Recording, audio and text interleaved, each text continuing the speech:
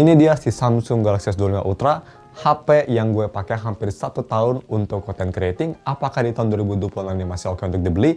Karena kalau kita lihat harganya dia masih awet banget. Yuk kita langsung review Samsung Galaxy S25 Ultra di tahun 2026. Halo guys, nama gue Stefan dari StefTech dan mari kita langsung review si Samsung Galaxy S25 Ultra. Dan sebelum kita masuk ke videonya, kalau misalkan penasaran gue nge-record pakai apa ini, gue nge-record pakai Vivo X300 Ultra. Gue nggak pakai lock atau nggak pakai pro videonya, gue pakai vivid color aja buat yang penasaran di 4K 60. Dan kita langsung bahas. Yang pertama untuk wallpaper sendiri, kalau misalkan kalian mau, gue jujur ini udah lama banget gue pakai wallpaper ini, jadi gue nggak tahu Pixify linknya mana, jadi I'm sorry about that. Oke, kita langsung masuk bahas bagaimana untuk si harga dan speknya. Jadi pas gue beli itu, kalau misalnya kita lihat nih di transaksi, gue beli waktu itu di harga sekitar 16,9 juta. Kalau misalnya kita mau cari sekarang ya, jujur ini harganya bukannya turun, malah naik dikit. Kalau misalnya kita cari S25 Ultra, nih kita cari di sini ya, terus kita naikin 512, karena gue beli varian 512. Nah, ini naik jadi 17,2 dan ini tuh kayaknya variannya juga warnanya random. Jadi agak naik ya harganya. Jadi tapi ya kalau misalkan mau beli HP ini, gue bakal tetap taruh linknya ada di deskripsi kalau misalkan penasaran. Untuk spek kalian bisa lihat aja ya, udah familiar yang pasti pakai 8 Elite, di UFS-nya masih kenceng banget, layarnya khas Samsung walaupun masih 8-bit agak burik, tapi ya at least Samsung cukup enak dilihat dan baterainya sampai sekarang pun masih khas Samsung dari S22 Ultra, diem di 5000 mAh baterai. Untungnya di S26 Ultra charging udah cepet, di sini masih 45 watt aja. Seperti itu ya. Samsung tuh jujur ya agak sedikit boring untuk review karena mirip dari satu generasi ke generasi lain, speknya tuh mirip dan hanya di bump dikit, terutama dari kamera hanya up dikit bisa dibilang. Moving on, kita ke si desain dan display. Menurut gue untuk desain sendiri ini desain Samsung terakhir yang masih ada DNA S Ultra-nya bisa dibilang. S23 dan S24 Ultra menurut gue tuh peak Samsung design, dan S10 juga yang pastinya, tapi S25 Ultra ini udah mulai transisi ke arah yang agak boring S26 Ultra. Tapi gue jujur, desainnya masih suka desain belakang, masih lebih ngotak dibanding S26 Ultra, tapi nggak sekotak atau seboxy S24 atau S23 yang gue lebih suka. Tapi overall desain belakang masih oke, warna matte-nya bagus, simple, elegan. Dan yang pastinya Samsung tuh desainnya mirip-mirip, jadi ya kalau misalnya kalian suka down to earth, ini desainnya juga oke banget. Tapi gue denger ya, untuk desain sendiri sih, gue denger kalau untuk S25 Ultra ini, S27 Ultra next katanya bakal lebih beda ya, katanya bakal lebih ke arah S10 yang gue sangat excited sih untuk masalah desainnya. Tapi ya kita bahas aja next langsung bagaimana untuk desain depannya. Desain depannya khas Samsung, dia pretty much masih agak ngotak. Dot display, bezelnya udah sangat tipis dibanding generasi sebelumnya, dan sama kayak si S26 Ultra ketipisannya. Jadi desain depan udah sangat tipis, udah sangat bagus. Dan kalau misalnya kita mau ngomongin display, ini agak menarik.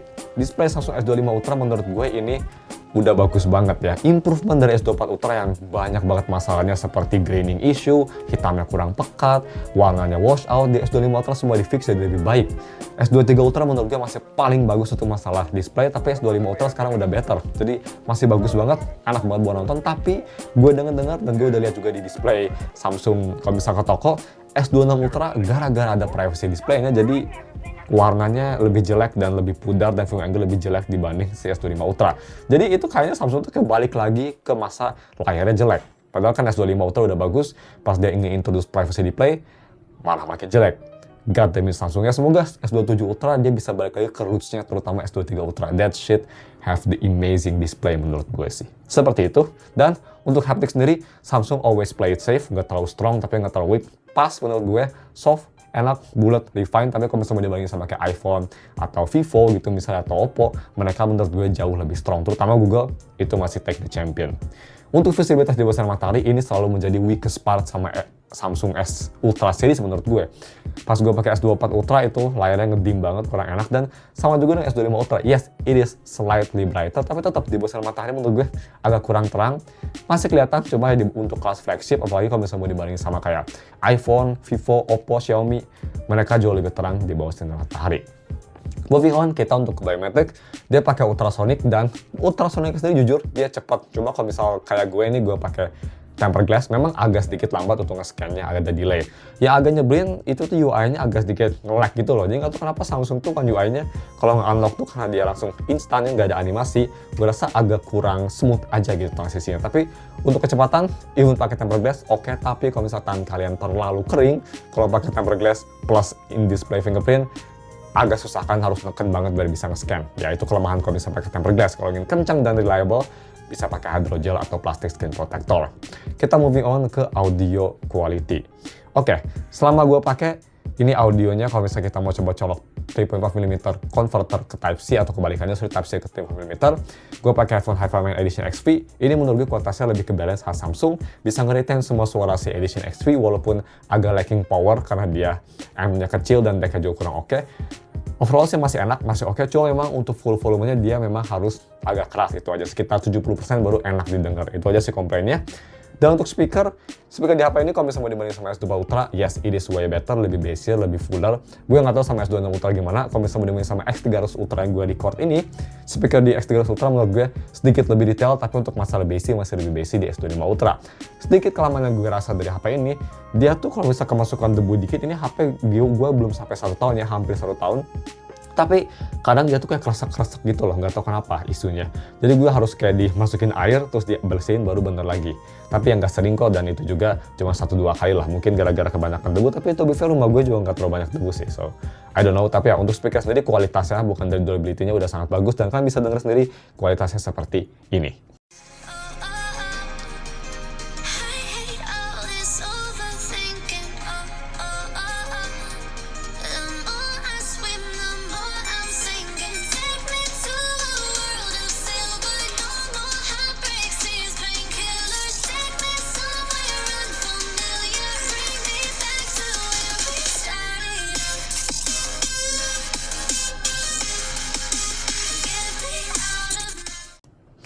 Moving on ke si kameranya. Untuk kameranya di segmen ini kita bakal compare dikit-dikit sama si X300 Ultra untuk fotonya, dan bisa kita lihat ya untuk fotonya sendiri. Oke, dibanding sama X300 Ultra menurut gue sih foto-fotonya di S25 Ultra memang udah sedikit falling behind, terutama untuk masalah si telefoto ya, dia agak lacking. Dan overall color tone menurut gue Vivo selalu lebih menang karena dia Zeiss lensa kerasa lebih clear dan lebih bagus dan kerasa lebih hidup. Kamu tuh kayak ingin terus ngambil foto yang gue suka.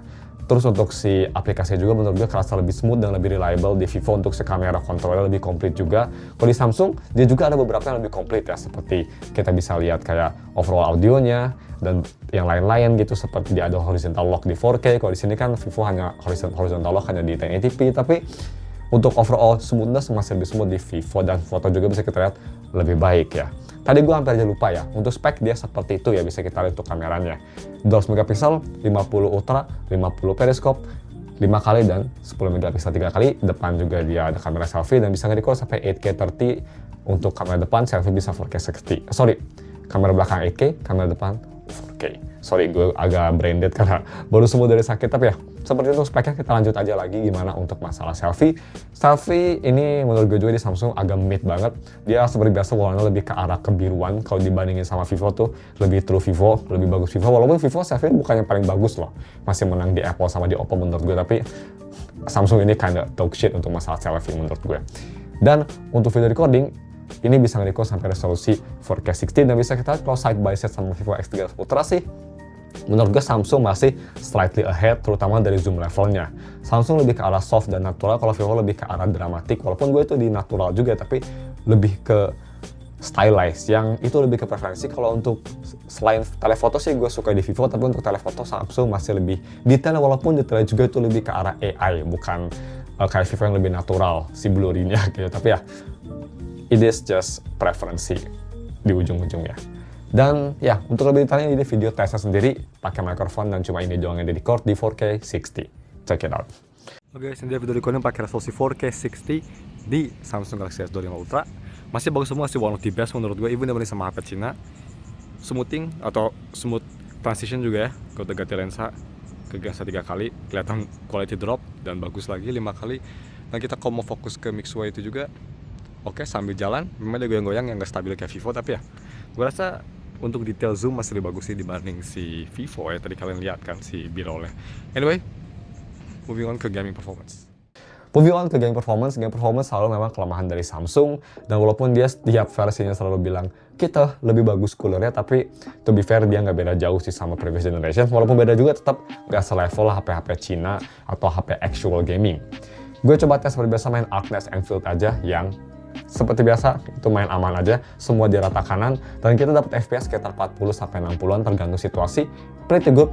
Cuma memang HP-nya cepet banget panas. Samsung ini tuh walaupun dia wajar sempat keluar vapor chamber, way better, tapi 2 menit aja udah cepet panas, yang lebih cepat daripada kayak Vivo, Oppo, atau HP gaming ya pastinya, atau even iPhone masih one of the best untuk masalah cooling. Jadi memang HP ini untuk gaming masih cepet panas, walaupun dia cepet chipsetnya, tapi dia cepet panas juga, itu kelemahannya. Dan HP ini juga kalau udah panas cepet banget ngedim. Jadi not really recommend for gaming, tapi kalau misalnya untuk quick daily ya, misal buat main gacha game, main cuma kayak 10 menitan, ini masih enak banget kok, itu menurut gue.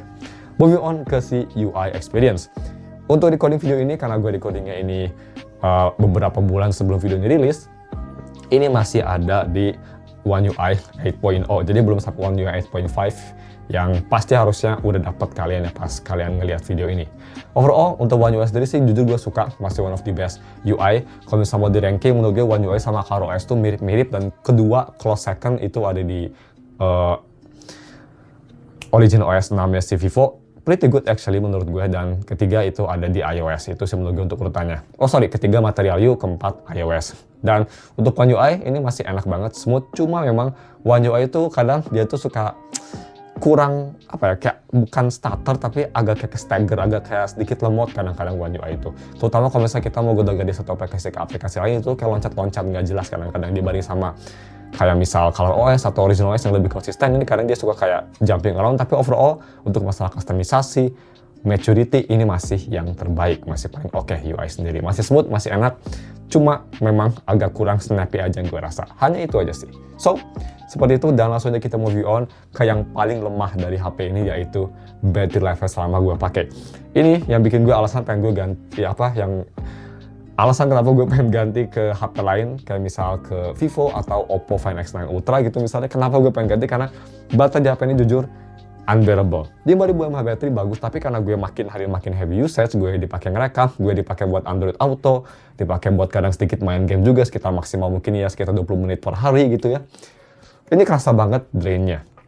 Terutama dia tuh ngedrain di hal-hal yang aneh. Kalau misalnya kayak kita scrolling Instagram, itu kadang lumayan ngedrain juga for some reason di HP ini. Udah baterai 5000 mAh baterai, untuk medium usage sih masih bisa bertahan 1 hari, tapi barely, itu udah mulai merah lah mungkin ya at the end of the day. Gue tuh biasanya ya karena gue lumayan heavy, gue pakai record video juga, terus gue pakai sedikit main game juga ya, main cuma daily doang lah 10 menit gitu, dan gue sering pakai buat nonton YouTube, scrolling Instagram, split apps. Itu memang 1 hari itu agak struggling, dan biasanya karena gue ingin lebih aman aja, gue harus ngecas 2 kali sehari biar HP ini nggak turun. Biasanya kalau udah mulai ke 40%, gue cas aja lah, soalnya agak kerasa ngedrop ya, gak ada peace of mind seperti HP-HP Cina lainnya yang gede gitu. Kalau di HP Korea ini Samsung 5000 mAh is kinda small. Semoga di S27 Ultra mereka upgrade at least ke 6000 atau 5800. Karena walaupun dia cuma goceng baterai, tapi optimisasi baterainya menurut gue masih lebih superior dibanding ColorOS atau Origin OS 6. Jadi bayangin aja kalau HP ini baterainya sama kayak Vivo atau Oppo, pasti ini paling bagus karena optimisasinya menurut gue masih the best sih untuk masalah baterai. Cuma ya 5000 mAh, you cannot beat physics, udah lumayan struggle. Dan juga ini ngecasnya lemot, jadi kadang top up-nya juga lama, jadi ya gue kalau misal main aman sekarang masuk ke mobil langsung cas aja. Gak apa-apa 100% juga, dimin aja 100 biar gak cepet habis gitu. Itu aja sih untuk keluhan baterai sama gue pakai. Dan ya, sebelum kita tutup videonya, kita summarin kelemahan yang gue rasa. Yang pastinya gaming untuk HP yang kayak gini dibanding sama iPhone, gaming much better di iPhone, much better di Oppo, much better di Vivo menurut gue, sustain gaming dan heat managementnya.